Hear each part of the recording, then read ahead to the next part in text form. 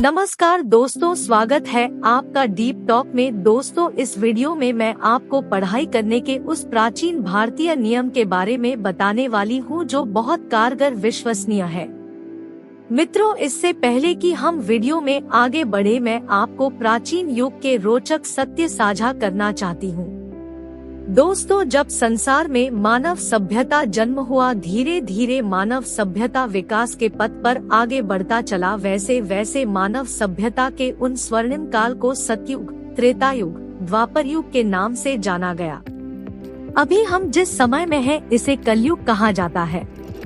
दोस्तों, क्या आपको पता है, प्राचीन इतिहास के ऋषि मुनि, योद्धा और आम इंसान ही कहीं ना कहीं अत्यधिक विद्वान थे। उन दिनों के मानव हमारे आज के मानवों के तुलना में अत्यधिक कुशाग्र बुद्धि, अत्यंत अधिक स्मरण शक्ति से परिपूर्ण होते थे।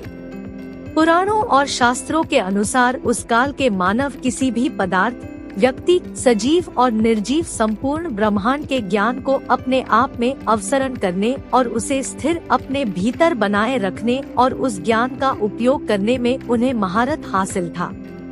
लेकिन समय और सभ्यता के विकास के कारण और सृष्टि के नियमों के प्रभाव से आज वह समय आ चुका है जिसे कलयुग कहा जाता है, और इस युग के प्रभाव के कारण प्राचीन काल के विद्वानों जैसे कुशाग्र बुद्धि अभी मानवों के पास नहीं रह गई है। दोस्तों, इसलिए इस बात को समझना और जानना आवश्यक है कि कैसे आज के मानव अपने अध्ययन को बेहतर बना सकते हैं। दोस्तों, इसके लिए सबसे पहले आपका शरीर और मन स्वस्थ होना चाहिए। यदि आप मानसिक और शारीरिक रूप से स्वस्थ नहीं हैं, तो आप कभी भी विद्वान नहीं बन सकते हैं।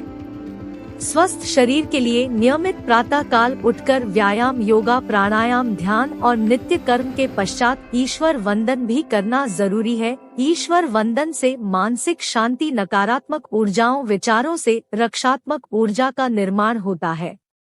रात्रि में शीघ्र समय पर सोकर सुबह सूर्योदय पूर्व उठें। शारीरिक स्वस्थता के लिए खेल कूद भी अनिवार्य है। अगर खेलना कूदना नहीं होता तो शरीर अकड़ जाती है और शरीर का संपूर्ण विकास नहीं हो पाता, जिससे जीवन के मुख्य दिनों में कमजोरी और थकान का सामना करना पड़ सकता है। खेलने से मनुष्य का शारीरिक बौद्धिक विकास होता है, व्यक्ति में सामाजिक विकास, घुलना मिलना, निर्णय लेना, नेतृत्व करना आदि क्षमताओं का विकास होता है और स्मरण शक्ति में वृद्धि के साथ शरीर निरोग बनता है। कहते हैं, स्वस्थ शरीर ही स्वस्थ मस्तिष्क का विकास होता है। इसलिए जब आपका शरीर निरोग होता है तो मस्तिष्क स्वयं को स्वस्थ रखने के विकल्प तलाश लेता है, जिससे एक पूर्ण स्वस्थ मानव समाज बनता है। दोस्तों, स्वस्थ शरीर के लिए मानव को संतुलित आहार यानी सभी प्रकार से पोषक तत्वों से परिपूर्ण ऊर्जावान शाकाहार, संतुलित आहार लेना चाहिए। शाकाहार इसलिए क्योंकि शाकाहार पवित्रता, स्वच्छता, मानवीयता का प्रतीक है। शाकाहार ईश्वरीय शक्ति का प्रतीक है। वहीं मांसाहार से मित्रों, बुद्धि भ्रष्ट और नकारात्मक ऊर्जाओं और विचारों को बुलावा देना होता है। इन सभी उचित क्रियाओं का प्रभाव मानव मस्तिष्क, शरीर और प्राणवायु पर पड़ता है, जिससे व्यक्ति को बौद्धिक, ज्ञानी, कुशाग्र, बुद्धिमान और शक्तिशाली बनने में सहायक होते हैं। दोस्तों, मानव को अध्ययन कार्य में कुशाग्र, बुद्धिमान होने के लिए समय का पाबंद होना, समय सारणी होना चाहिए और समय समय पर कार्य होने चाहिए, तभी कार्य सिद्ध होंगे। अध्ययन के दौरान समय का ध्यान नहीं होना चाहिए। ध्यान जब पूरा अध्ययन में होगा तब वह अध्ययन ऐसा अध्ययन हो पाएगा जो आजीवन आपके साथ रहेगा।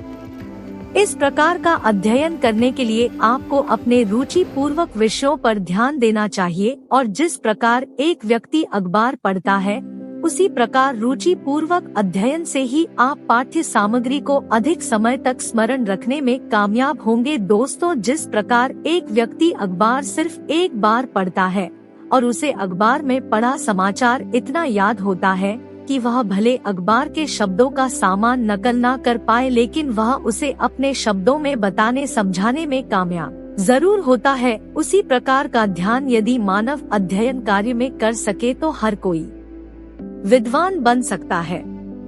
दोस्तों अब इस तथ्य को मैं आपको वैज्ञानिक रूप से समझाती हूँ। मित्रों, मानव मस्तिष्क के अलग अलग भाग होते हैं। कोई हिस्सा मानव शरीर के दाहिने भाग को नियंत्रित करता है, तो कोई बाहिने भाग को। कोई हिस्सा देखने में, सुनने में, महसूस करने, बोलने, याद रखने में महसूस करता है।